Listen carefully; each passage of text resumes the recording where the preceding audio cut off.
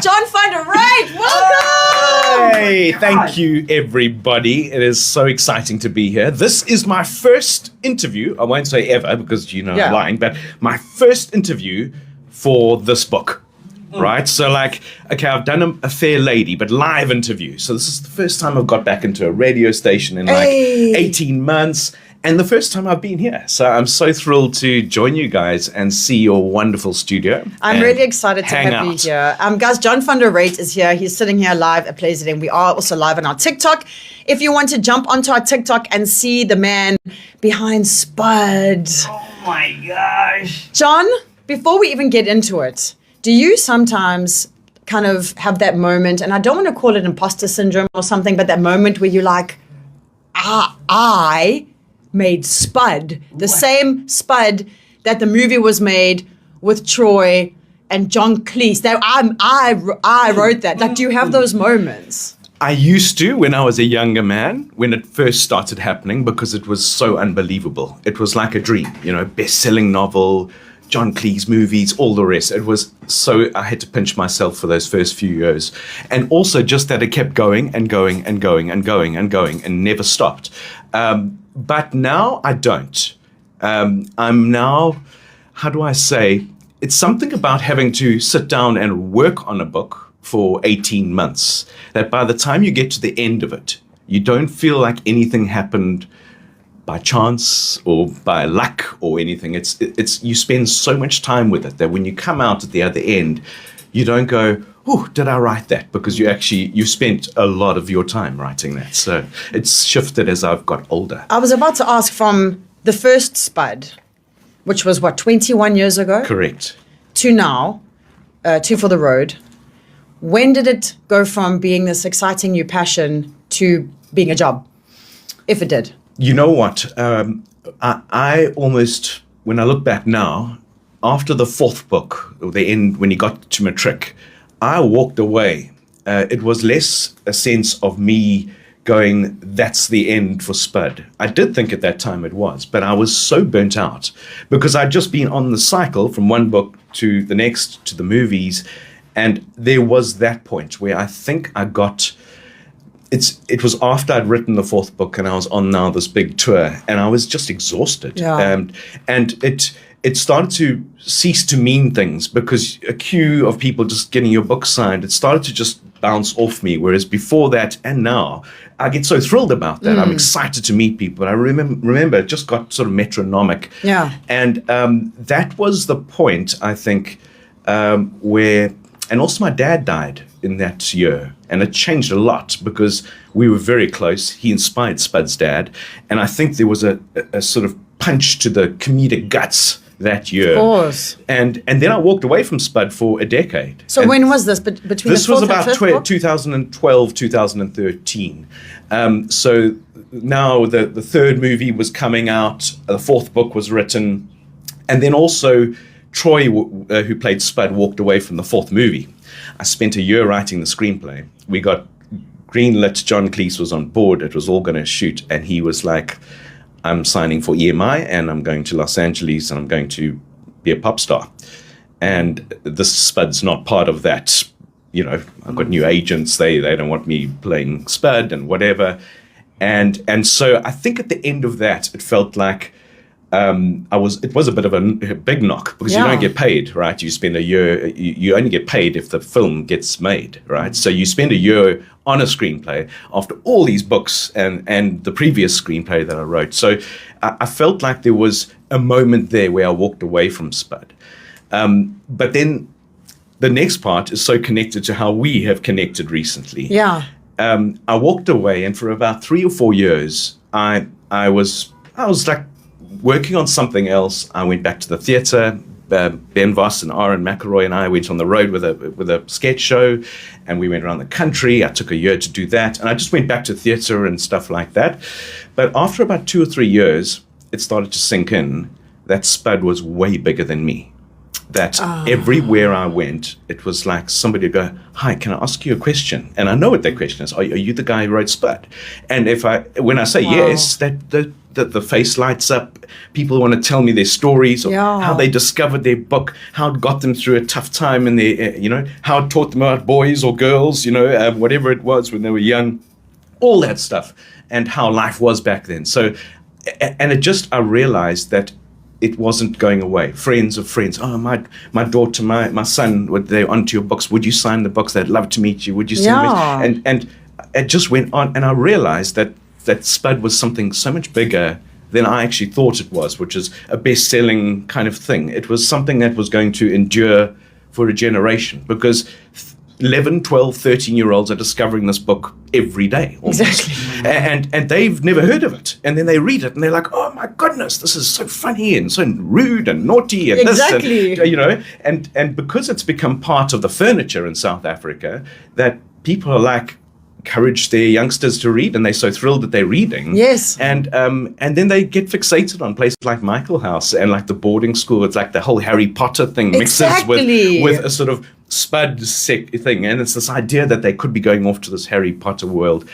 And I started to realize that that's when I realized I'd done something much bigger than I had realized over all that work, that this was a sort of iconic thing that is unique in South Africa, because there aren't other fiction books that have been written this century or even in the last that are South African book stories published here, hyperlocal, that then just become absorbed into the culture, and it's just a weird thing where people, they just want to connect with me, and I love it because they want to tell me their story. Well, yesterday we had two boys come past.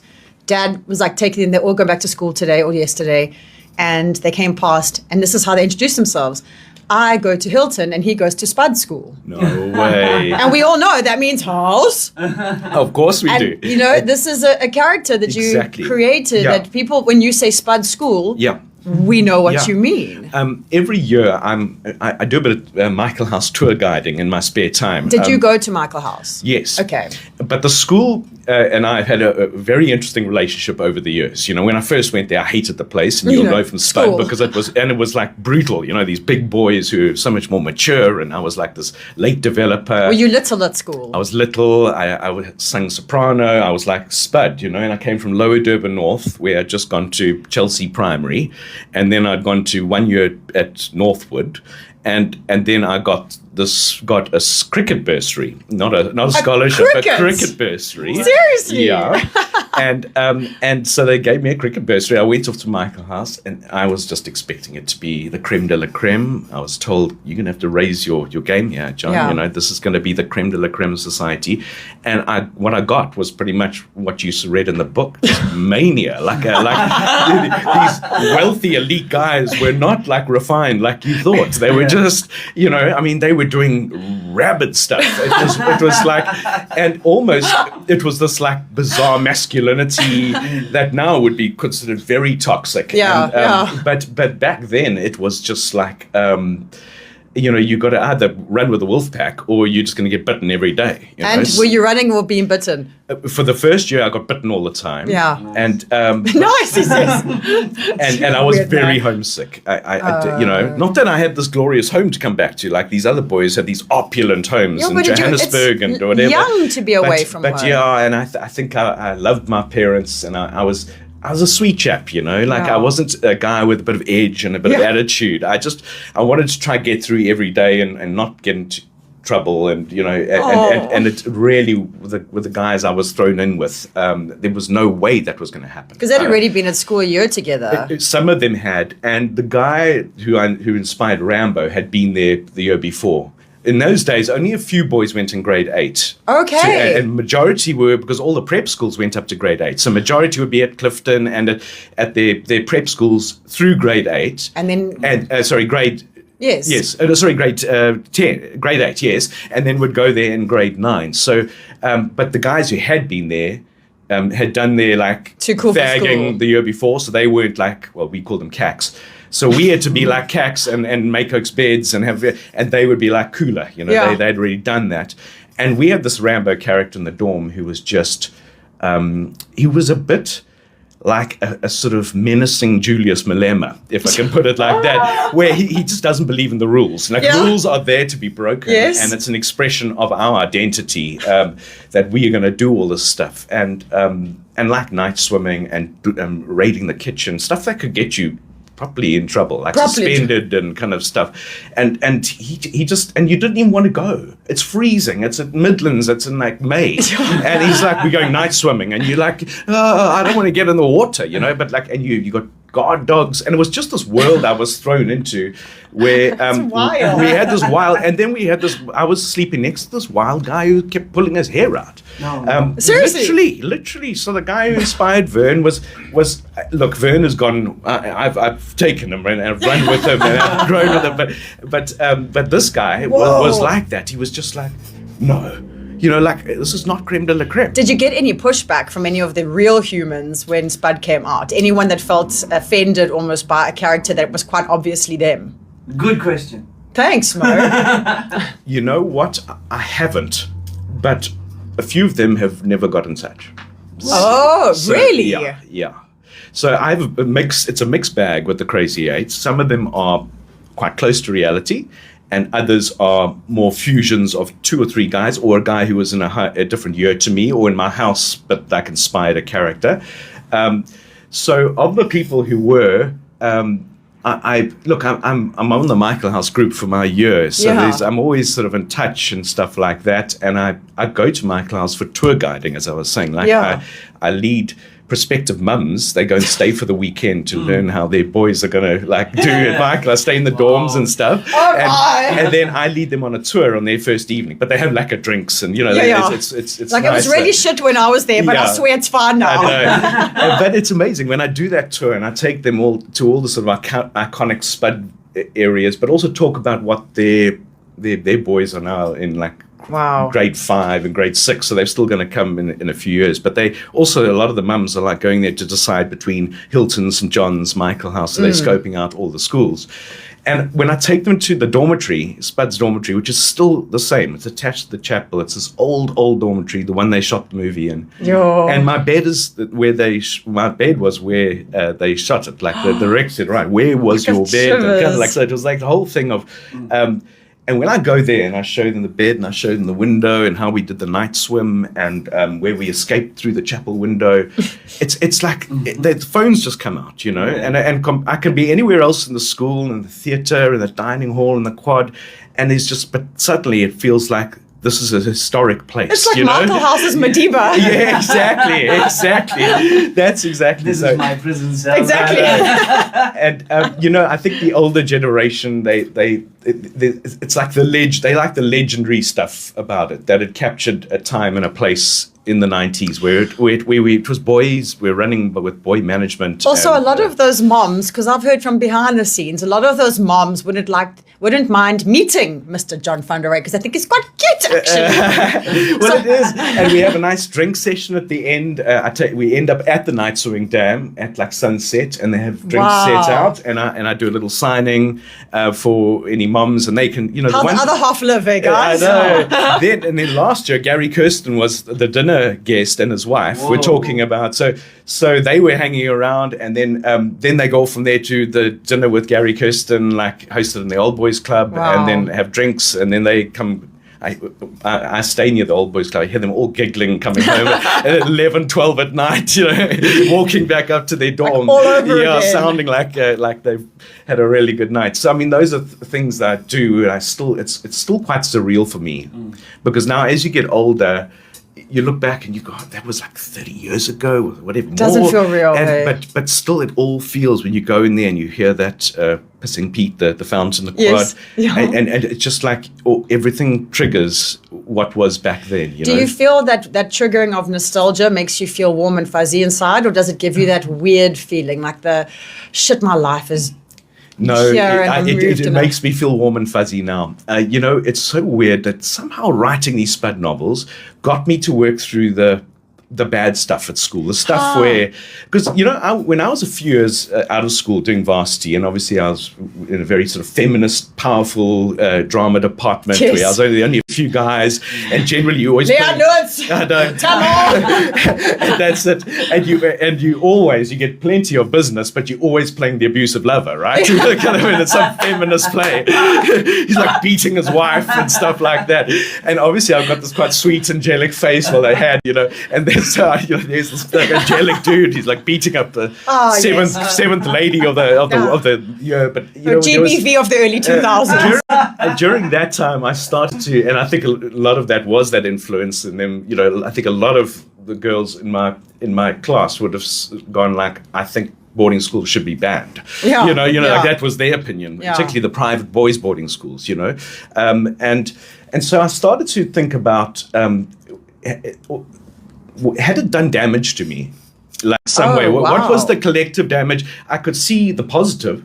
I had the sparky sense of humor, which I'd developed as a mechanism to deflect yourself. And to save myself and to hang with the big guys and to be tolerated, and in the early years, not hurt, and not hurt, and it became my shtick, which I could make them laugh, and so I became like the clown, the jester. So and then I also realized that when I arrived at varsity in my cut-off rugby jersey from school and my T-Sav shorts for the first drama lecture, I was woefully out of my depth. Like Michael House hadn't prepared me for women, and how to engage with them, socialize with them, and it took me a while to realize that if you just treat a woman like a man or a friend or somebody who was at school with you, and you don't think about the sexuality and the this and the that and that, you actually get to a place of ease very quickly. But then you get to the thing where women are different to men. You can't just rip off a woman like you did the boys at school. This is how John tells us he was a virgin at varsity. I made a great effort to it. Yes, I certainly didn't get laid at school. That's and if a lot of guys would say, "Yeah, all right, that's my class." Of course he did, but particularly the Hilton boys. And DHS. But anyway, you know what? Then I think writing these Spud novels allowed me to actually relive those things, fictionalize them, breathe life into them. And actually, I started to see the funny side. And so now when I go to Michael House, there's a smile on my face. I don't walk around going, "Cool, ghosts," none like that. So I think that's fortunate. There's something that I don't know if the boys here know, and it's just jumping from Spud for a second, but John and Ben, I'm sure it was you and Ben, were in Thailand when that massive tsunami hit. What? Yes. And I don't know if many people know that about you, that you were there. Your smile disappeared. Is it that traumatic? No, because she's hit something quite close to home. Yeah. It was like my eyes water a little bit when I think about it. John was way back. He was mingled with one of my very good friends, and they were in Thailand. And it's something that we've never spoken about, and I'm sorry to drop it like this. No, I think it's again goosebumps. It also makes me feel very overwhelmingly emotional. Also considering the new book that you haven't read yet. Whoa! Oh shit! Is it there? I'm not saying anything. I'm not saying anything. You and me really have to think. What is going on here? I'm very concerned we are on some telepathic thing. I mean, and you must tell your listeners that you got hold of me just completely out of the blue, not even knowing I had written this book. It was like I hadn't told anyone. Yeah, I did this morning. I said it was crazy, and all thanks to my nephew, who I said is only 10, and he's finished the Spud series so far. My God. And he's obsessed with it. It's amazing. And I actually wanted to try and be cool and try and be like, I can get hold of him, Matt, and maybe he can say hello to you. And the version was just like, John, so many years later, and it's still so front of mind for so many people. It's still doing so well. Anyway, fast forward, this is how this interview's happened. Yeah. And going just back to that. So to answer your question, yes. So this book, Ben Voss, as people would know him, is a character called Glenn Fox, inspires a character Glenn Fox, who is the second of two for the road. So it's not just one for the road would be Spud. So it's a I've story got very much goosebumps. about these two guys with the Crazy Eight colliding with that world, and trying to make a go of it with their theatre show, and then ending up with the Crazy Eight in Thailand for a backpacking odyssey in December 2004. So that's all I'm going to say. So I know people, when they start putting that together and go, oh no, it's the end of the series. Oh my God, he's going to kill everyone. But the fear is going to start to grip. But also, I'm also quite happy for people not to have any knowledge of it, so that they actually, okay, you know what I mean. But certainly, I think after this book comes out in a few weeks' time, I'm going to start to get that a lot. Yeah. Where were you in the tsunami? And for those people who've been in my talks, some of my talks, I talk about it because it was an influential moment in my career. I don't now for reference, Spud had been accepted. Literally, I heard 2 weeks before that holiday. So Benny and I... Yes, because the first Spud came out, 2005? Okay. Yes. So it was 2004, and I'd submitted it to Penguin Books, to the CEO, and then I'd heard, literally, 2 weeks before Benny and I were going to Thailand for 2 months to write Black Mamba, our sequel to Green Mamba, and we wanted which was their stage show, guys. Which it was was stage so show, good, satirical stage show, and we were going to go write sketches there and also just chill on the Thai islands, because also we'd been touring pretty solidly for a couple of years, and we were quite jazzed, and so we did. We went off, and Ben was a very experienced backpacker. He'd backpacked from a young age through Southeast Asia, and he knew it when it was wild. And so he would he always trying to get me off the beaten track. Yeah. So if there's a tourist ferry, no, we're going to go 20 Ks this way to get on the local ferry. Yes. It's that kind of vibe. And we're going to find places where tourists aren't. And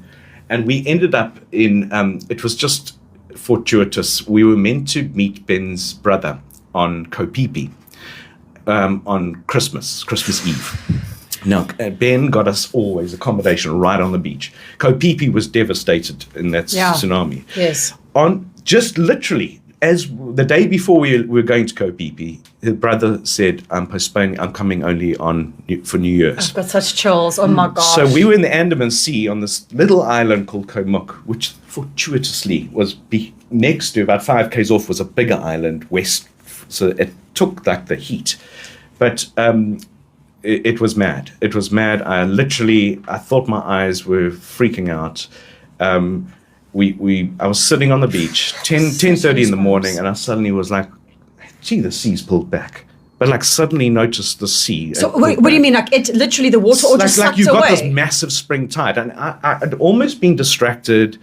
Remember, it was Boxing Day, so we had a great Christmas party. I was like a bit like zombie, and I was like drinking my coffee, and I was like, suddenly became aware of like, and then I was like, it's spring tide, and it was spring tides on that day.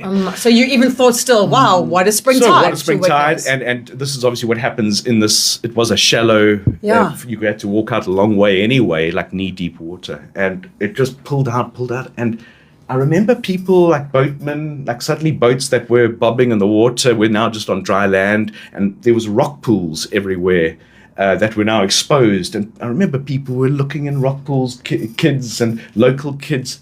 It's not that there were many people. Then I remember boatmen looking out, and like they were having this conversation like something's wrong. Oh my! And then this Thai woman came running down from the island. It was like a jungle island, just with one little resort with like sort of mountains. And then on the other side of the island was the like local state. This woman came running out of the forest and was screaming, Koh Phi Phi, Koh Phi Phi, Koh Phi Phi. And I was like alone. I was like, what the hell? And suddenly this other lady who's like the chef or the cook or whatever started pulling appliances out of the kitchen, all shouting Koh Phi Phi, Koh Phi Phi. And then they ran. They took all the appliances out of like we were on a little beach, on the beach, a little restaurant. When I say little setup, like a boma. And then they ran off into the forest carrying all these appliances, and the cash register and stuff like that. The weirdest protest ever. And I was like, exactly. We haven't got that in South Africa. Is this how we riot? And then anyway, I was like, that is weird. But I was still kind of not on it. Now you think, have a look. But you weren't expecting that. And also, we'd never ever heard of tsunami back then. It was that day that the world learnt outside of Japan that there was a word called tsunami. But anyway, so Benny was having a shower, so he'd just woken up. I'd gone first to there, and then I heard what sounded like this jet engine, but like covering the whole horizon, like a like a strong distant noise. And I looked out, and then suddenly I saw this wave, like 4 k's out, just go like this. No. Beautiful wave, but just like honestly, it looked like something out of Pipeline. You know, when you see those surfers. Yeah. But on this Thai thing where it's a mill pond, you haven't seen a wave for a week. It's just dead. You know, like Thailand, that perfect thing, and this wave just suddenly goes. But it's so fast. It's not just like a slow wave like here at the beach that comes. It just sort of builds like by this unearthly force and gets bigger and bigger and bigger and starts surging towards the beach. So more like a wave, not a wall of water, like an actual wave. The first one, but then actually behind it, the water has raised. So, you don't have the dip behind it. The water level behind it is the height of the wave, if you know what I mean. So, but it still had the first one had this beautiful curling, almost like curled like that, because it was breaking on shallow water, and you had this big, but it seemed to just do that, where it just loomed up and came fast, like much faster than a normal wave.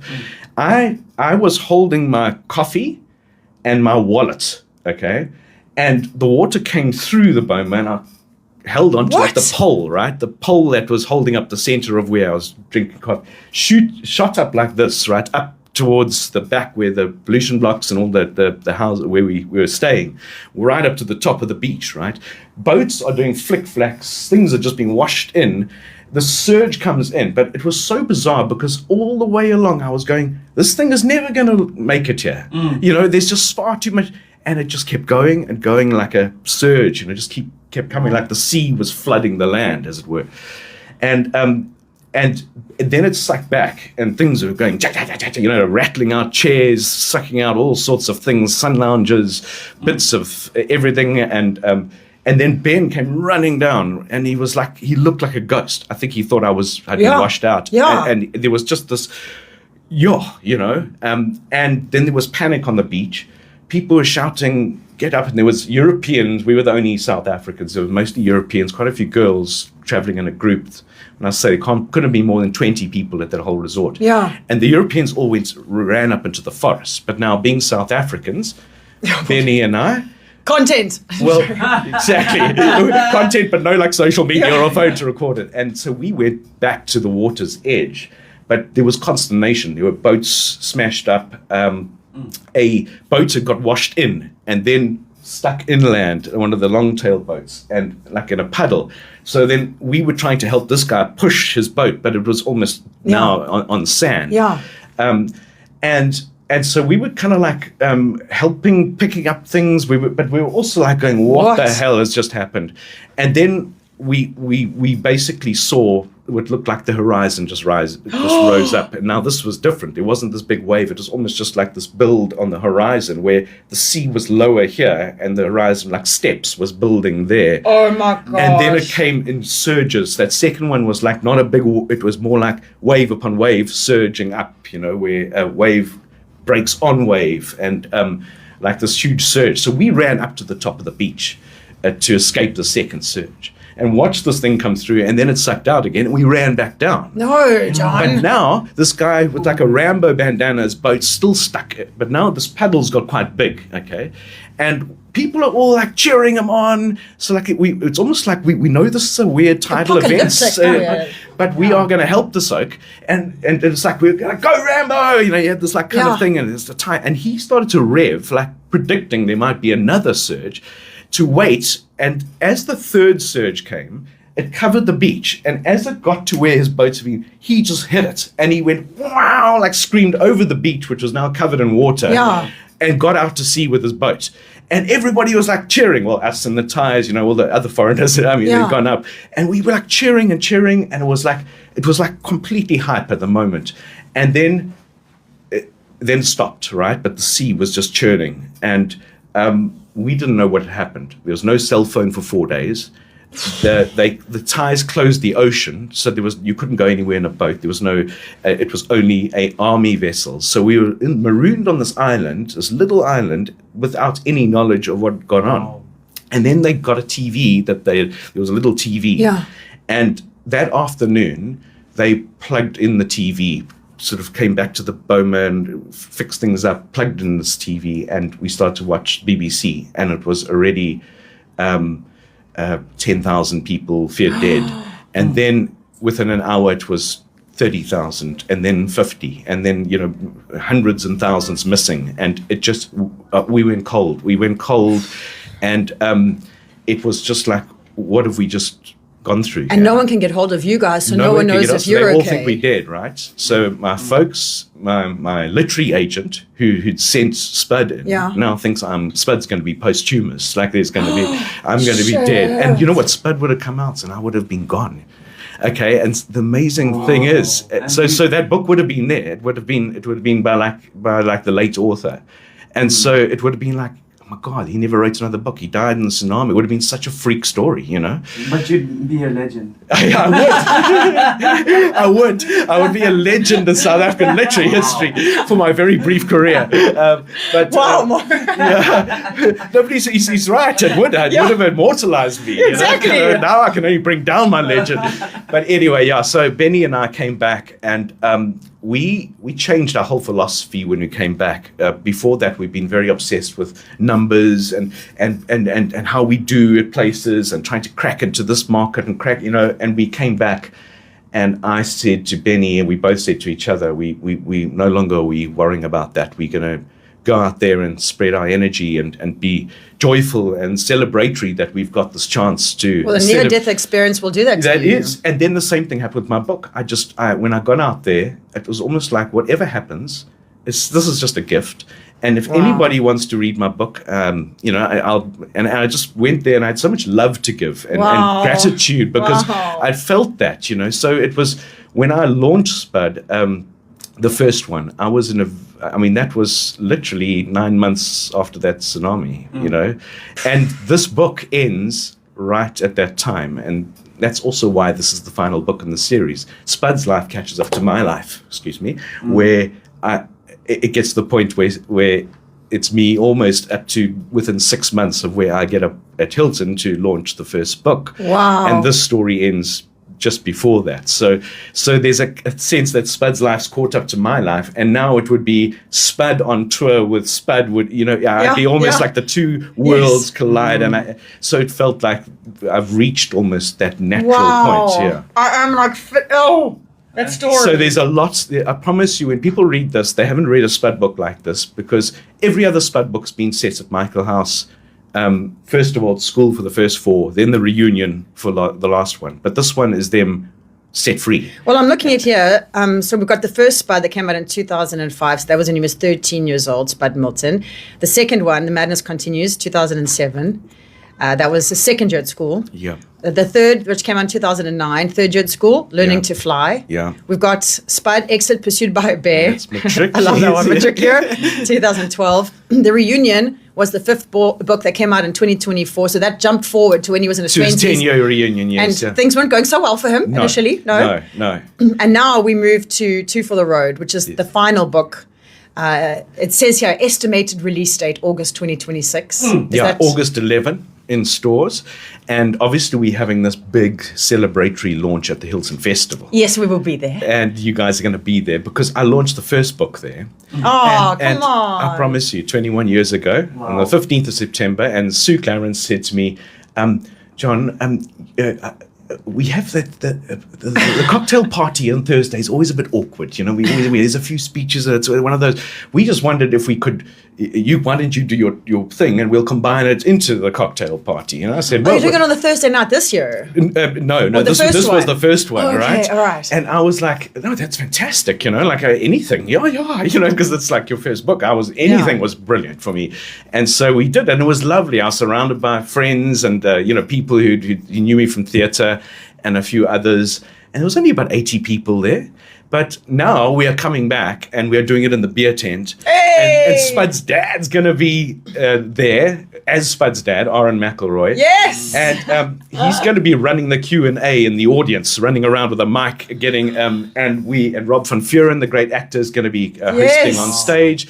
Veranda Panda's going to play while I'm signing afterwards. When is your launch this year? It's on Friday, the 7th. At 6 p.m. in the beer tent. How do we get in there? Do we need to buy tickets somewhere? It's free. Okay. It is free. And then I'm also doing talks and signings on Saturday and Sunday at a talk at 10:15 on both days. Would you be okay if we bought our previous books to get signed as well? That's you're not going to get irritated with the bookseller, I think, is going to be Bargain Books, and they may give you a dirty look, but I certainly won't, you know. Okay. No, I'm quite happy for people to bring their dog-eared old versions and stuff like that, and to sign them. I know people are often like, so sorry, I'm bringing this out of my bag, like it's like really disgraceful, but I'm because totally I've loved cool your with work it. so much that I've read it so much, and that's why it looks like and also this. those lovely well-thumbed copies. They almost deserve a signature. Exactly. I mean, a new book looks beautiful and it's pristine and everything, but a paperback, once you've read it, it never looks like a new book again, but it then develops this character of, you know, like yellowing pages and a coffee mark here and a something there, and it's just, I know I've already taken up so much of your time. We've gone like so over. Sorry, news will be another time. Two things quickly. The one, knowing that this is definitely the final Spud, do you feel like that beautiful closing of a chapter where you're like, what a beautiful relationship, and I can put this to bed? Is there a bit of a heart soreness? How does it feel? No, there's. I feel beautiful, like the first you said, and I feel so happy with this final book. Like, honestly, I think if I'd left something out there, I would then have that little thing of, but I believe this is the best one. Whether people, I don't know how people rate these things, but in terms of humor, story, and just where it goes and what happens throughout the novel, and it starts in Lower Durban North in a granny flat. So you think, oh, this is going to be another year of Spud struggling along, but it's actually his year of negotiating success, and he's always been negotiating failure up till that point to some degree, certainly in the reunion. So it is like the flip side of the reunion. It's so exciting for me. And I feel like I've done it justice, like to finish like this. So that's so amazing, man. So I will miss them. I'm sure in a few years' time there'll be that thing of like, I miss those characters, but it'll be the characters rather than missing sitting down to write another novel for another Spud novel, if you know what I mean. Has any of your books been translated into other languages? Yes, the first one was translated into a few languages. It was called Kotoko in Brazil, Portuguese Brazil. It was called Patata in Italian, as you would guess, and then it was called like Spud in Russian. It was done into Russian, right? So can you believe it was turned into Russian? No, was it Sputnik or something like that? But I don't think it was Sputnik. It was like Spud. No, it was like my hen. And then I've had I've had about 4 translations for the first book. Which is amazing because, the system, this private school system is really only a colonial system. It's not in Asia, it's not in America. They don't almost get it, So like even I'd make so many changes for the American version, because it was like... we called it fries. The kids are like, jerky and biltong. So, like your mad dog who's eating jerky, which is all wrong for me. But it was like, otherwise they're going to get freaked out by all these words they don't know. So it was quite weird. And also, obviously, the translations, you never read it. Yes. So, like, the Italian is about this thick. Italians go on. It's like, what have they put in here? Or is it just like Spud got that girl pregnant in grade 9. Or they just battle to get to the point, That's the thing. So that is hilarious. It's double the length of any other Spud novel. That's so funny. I mean, in Hindi, it would be called like Padalu. That probably would. But the thing is, whatever it's called, you can almost just see the name, even if it hasn't got an S. It just feels like the thing, like patata feels like Spud. Just feels like that. So I mean, it's I feel I've been blessed. I mean, to have all this, the movies. We didn't even get into that, but like shooting the films there, John Cleese. Are you friends with John Cleese now? Oh, you know what? I feel like we were great friends during the the filmings, you know, and like as we went on, you know, so like, and the lovely thing is generally, because if I was the writer on it or just the outside eye, whatever it is, I had time, whereas everybody else, poor old Spud or whoever it is working from, you know, dawn to dusk, even later. And John would say, you know, where should we go for lunch today? You know, and he'd say, I've been looking at this option, you know, and it's like this restaurant where it's kind of like, whoa, okay, I hope I'm not going to have to pay for that because it's going to bankrupt me. And we go there, and we once went to the waterfront, and he said, I want you to take me shopping. I need to buy fish. Fish is his wife, who's you know, half his age. Yes. And so like, but she's like 6'2", and you know, like, but they make each other very happy. She adores him, you know. I think people always just think, oh, you know, she's got her own money and her own business, but she just like adores him, you know. A genuine couple that take each other. And she swims all the time, so he calls her fish. And he's like, I need your youthful. So we start going to all these places on the waterfront looking for like a present for fish, right? Yeah. And John Cleese just starts getting bombed by people. John Cleese, how's that? Can I have a picture? Hey, John Cleese. You know, and people are going to him, go, hey, you the guy from Spud? John Cleese. But I mean, the difference is, I mean, people go, gee, John, you know, what's it like being famous? I'm like, no. John Cleese. I may be well known, but John Cleese is kind of like fame. And like people just bombed him, right? But he deals with it. I smile and go, absolutely. You know, if anybody ever asks me I'm never going to. And he's like, no. I'm not signing. No, I won't have a photograph. I'm shopping. You know, kind of like, okay. But then he was like, but it was then this fan came along and wanted, and he was like, geez, I mean, I could hear him mumbling in the background, John Cleese. You know, people always often say that, what a wanker. And I can see why. Yeah. But he just goes, I'm drawing a line here. Yeah. And my life is such that it's never such a thing, you know, like that. But anyway, I signed this book for this person, and they wanted a picture of Cleese, and he refused. And then as we walked off, he was like, I think he felt a bit bad because I treated the person so sweetly, and he'd like told him basically F off and stop following him and kind of stuff like that. Yeah. But the other side that he gets is we sit down at this waterfront restaurant, fancy as hell, right? And they come out with the wine list, and he goes, would you mind if I tried a few? And they say, absolutely. So he goes, we'll have this one, and he orders about 5 like expensive bottles, like 2,000, 1,000. Boop, they open it, sip, and we have another little tasting thing. And proper tasting, he loves his wine. So we taste, and he talks to me about each wine, what he thinks, you know, this. And we eventually settle. Well, we settle on his wine, really. But he always asks me, well, you know, and we settle on the wine. And then they go, fine, that's fine. And at the end, then people come out, or the chef comes out to shake your hands. And, you know, it's like this parade of people. Then they cordon you off. Suddenly, the restaurant cordons you off, and you're chatting away, and you look down, and suddenly you've got your own little VIP area. Wow. They've cordoned you off. So it's like, that is fame, you know, that is fame. I cruise around and I love my thing. Because you're in the back there riding coattails. Oh, John Cleese! Exactly. John Funderate is also going to be giving away some books. Yes. And what we were going to do is just have them signed and then give to the winners. But what we thought was so much nicer for whoever the winner is to be able to let us know who the book is going to be for. So if it's not for yourself, maybe it's a gift for someone so that John can actually write it to the person. I think it makes it so special to actually have the name there. Yes. So once we've run the competition, we'll get the winner, we'll get whatever the 2 winners, whatever they need to write. You can choose whichever book it is you want to give away. Yes. I feel like the first one is always such a gem. I would have given away the new one, but it's at the printers. I think it's still another 5 days until it's Well, I mean, printed. if you're happy for us to wait it out, we can run the competition until after it's done. That's fine, because then what I'll do is sign it for the person and then drop it off here for you guys when it's done. Done.